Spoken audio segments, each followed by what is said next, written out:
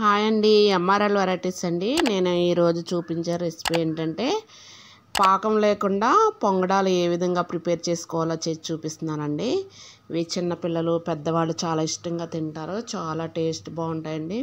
చాలా సింపుల్గా మనం ప్రిపేర్ చేసుకోవచ్చు. మరి మా ఛానల్ మీరు ఇదే ఫస్ట్ టైం చూస్తున్నట్లయితే ప్రతి ఒక్కరూ సబ్స్క్రైబ్ చేయండి. నేను ఫస్ట్ ఒక కప్పు రేషన్ బియ్యం తీసుకుంటున్నానండి. ఏ బియ్యమైనా బాగుంటాయి. నేనైతే రేషన్ బియ్యం తీసుకుంటున్నాను. ఈ వాటర్ పోసి శుభ్రంగా కడుగుదామండి. ఒక 2-3 సార్లు నీట్గా కడుక్కోవాలి. బెడ్లో అలాంటివి ఏమన్నా ఉంటే శుభ్రంగా ఏరేసుకుని నీట్గా కడుగు పెట్టుకోవాలి.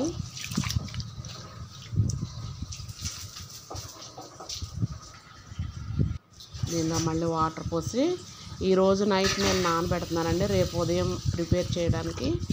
ఈరోజు నైటు రేపు ఉదయం మళ్ళీ మిక్సీ పడతానండి. అందుకని ఈ నైట్ అంతా నానబెడుతున్నాను. చూడండి, నాన్ని కదా ఇవి మళ్ళీ కడగాలి 2 సార్లు. ప్రస్తుతానికి ముందుగా బెల్లం, ఒక కప్పు బియ్యానికి ఒక కప్పు బెల్లం కరెక్ట్గా సరిపోద్దండి. దీనిలో ఒక 2 చెంచాలు నీళ్ళు మాత్రమే పోసుకొని బెల్లం కరగబెట్టుకుందామండి. ఫస్ట్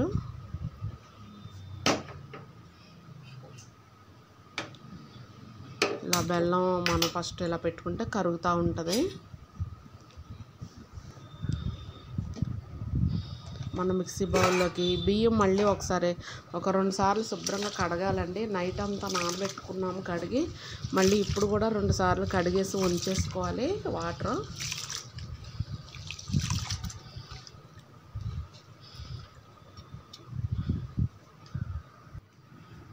మిక్సీకి వేసేస్తున్నానండి.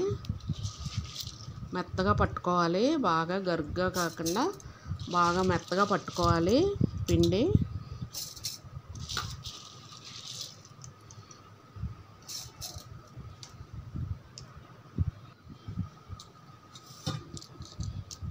నాలుగు యాలకులు కూడా వేసుకోవాలండి. దీనిలో కొంచెం ఒక 2-3 స్పూన్లు వాటర్ పోయాలి. ఎక్కువ పోయకూడదండి, జోరైపోద్ది కదా.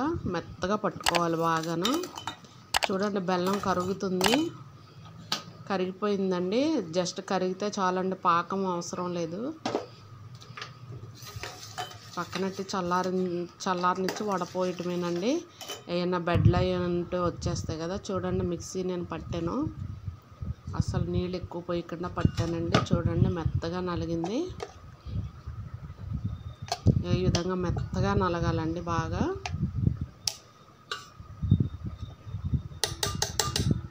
నేను గిన్నెలో తీసేసుకుంటున్నాను.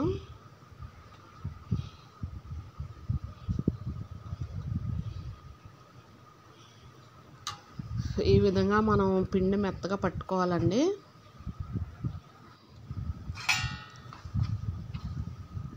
చూడండి ఎంత చిక్కగా ఉందో. మెత్తగా నలిగింది, చిక్కగా కూడా ఉంది కదా. ఇప్పుడు నేను ఒక 3 స్పూన్లు నెయ్యి వేసి కొబ్బరి ముక్కలు వేపుకుంటున్నానండి. దీనిలోకి కొబ్బరి ముక్కలు వేస్తాను నేను. మీరు నువ్వులు ఉంటే నువ్వులు కూడా వేసుకోవచ్చు. 2 స్పూన్లు మామూలుగా వేపేసి వేసుకోవచ్చండి. నేను నువ్వులు ప్రస్తుతానికి లేవని కొబ్బరి ముక్కలే వేస్తున్నాను నేను. ఈ కొబ్బరి ముక్కలు ఎర్రగా వేపాలండి. బాగా నేతిలో ఎర్రగా వేసుకోవాలి, బాగా వేగాలి ఇవి.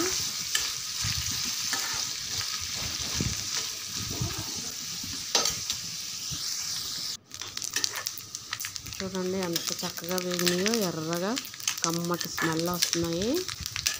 ఇలా ఎర్రగా వేగాలండి. ఇలా వేగితేనే బాగుంటాయి దీనిలోకి. ఇంకా నేను నువ్వులు వేయట్లేదు కదా అని కొంచెం కొబ్బరి ముక్కలు ఎక్కువే వేస్తున్నానండి. మీరు నువ్వులు వేస్తే కొంచెం కొబ్బరి ముక్కలు తగ్గించి వేసుకోండి.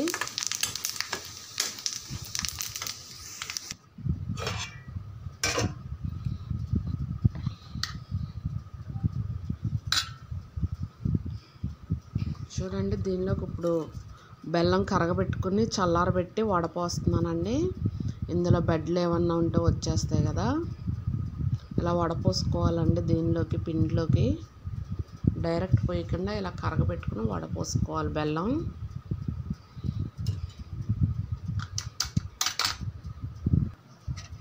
చూడండి, బెడ్లు లాంటివి వచ్చినాయి కదా, అందుకనే మనం వడపోసుకోవాలి. శుభ్రంగా పిండిలో కలుపుకోవాలండి. ఇలా కలుపుకున్న తర్వాత కొంచెం పలచగా ఉంది కదండి, ఇప్పుడు 2 స్పూన్లు కానీ మనకి సరిపడినంత 2 స్పూన్లు కానీ 3 స్పూన్లు కానీ మైదా వేయాలి. నేనైతే ఒక 2 స్పూన్లు వేస్తున్నాను మైదా పిండి వేసి కలుపుకోవాలండి. గోధుమ పిండి అయినా వేసుకోవచ్చు, నేనైతే మైదా వేసాను కానీ మీరు గోధుమ పిండి అయినా వేసుకోవచ్చు. శుభ్రంగా కలవకపోతే చేయి పెట్టైనా ఉండలు లేకుండా పూర్తిగా కలుపుకోవాలండి. ఇలాగా ఈ విధంగా కలుపుకున్నాక మనం నేతిలో వేపుకున్న కొబ్బరి ముక్కలు కూడా దీనిలో వేసేసుకుని మనం ఈ విధంగా పెట్టుకోవాలి.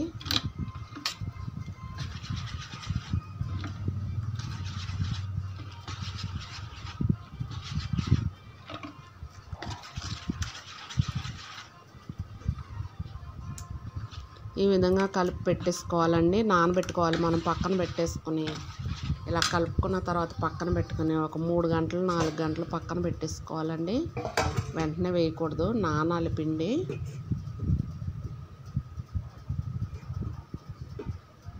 ఇలా 3 గంటలు కానీ 4 గంటలు కానీ అలా ఉంచేస్తున్నాను నేను.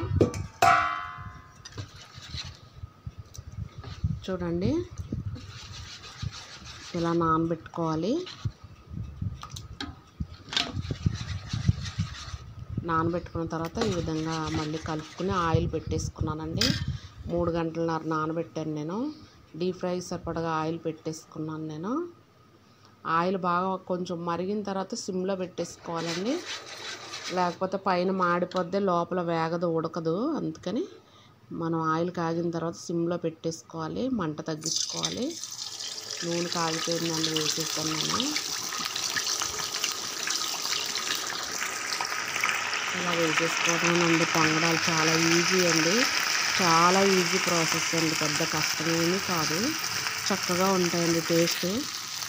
చిన్నపిల్లల దగ్గర నుంచి పెద్దవాళ్ళు అందరూ కూడా చాలా ఇష్టంగా తింటారండి. చాలా బాగుంటుంది పొంగడం తినడానికి. మనం దీనిలో వేసిన కొబ్బరి ముక్కలు అవి కూడా మనం ఈ పొంగడం తిన్నప్పుడు అవి పంటి కింద పడి చాలా కమ్మగా చక్కని రుచితో ఉంటాయండి. చాలా బాగుంటుందండి ఇలా చేసుకుంటే పొంగడం.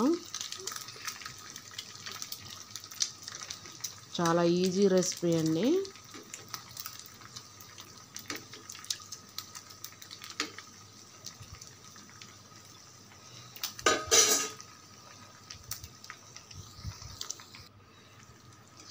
చూడండి, నేను తిరగేస్తున్నాను. ఇలా కాలిన తర్వాత ఇలా తిరగేసుకోవాలి. పొంగింది చూసారా, చక్కగా పొంగింది పొంగడం. ఇలా పొంగితే సరిపోతుందండి, చాలా టేస్ట్ బాగుంటుంది.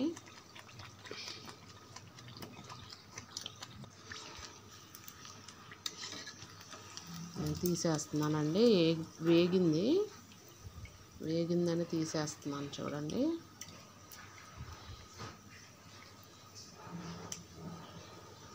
చక్కగా పొంగింది పొంగడం.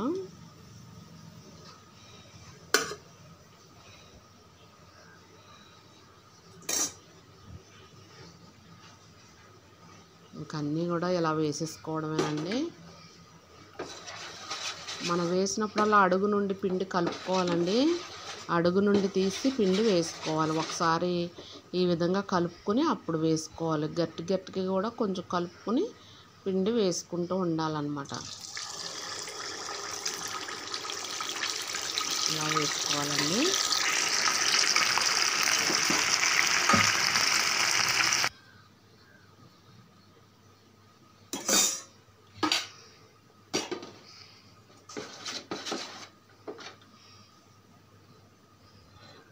చూడండి, నేను గట్టిగా కలుపుతున్నాను పిండి.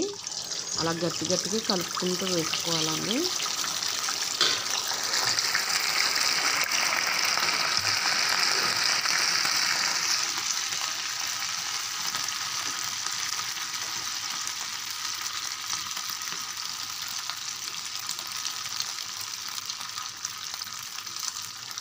అలా గట్టిగా కలుపుకుంటూ వేసుకోవాలి పిండి. అడుగును బాగా పర్ఫెక్ట్గా వేగాక అప్పుడు తిరగ వేసుకోవాలండి మనం.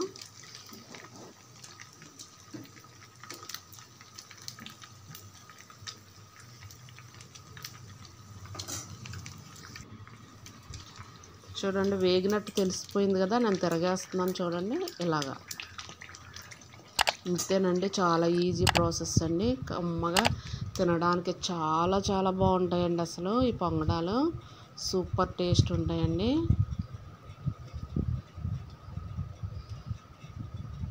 చాలా బాగుంటాయండి. యాజ్ ఇట్ ఈస్గా ఒకసారి ట్రై చేయండి. నాకు కామెంట్స్ ఏమన్నా ఉంటే కామెంట్స్ రూపంలో తెలియజేయండి. ఇవి తినడానికి మధ్యాహ్నం స్నాక్స్ కింద కూడా చాలా బాగుంటాయి. అవసరానికి మనం ఎప్పుడు పడితే అప్పుడు వేసుకోవచ్చండి. సూపర్ టేస్ట్ ఉంటాయండి పొంగడాలు.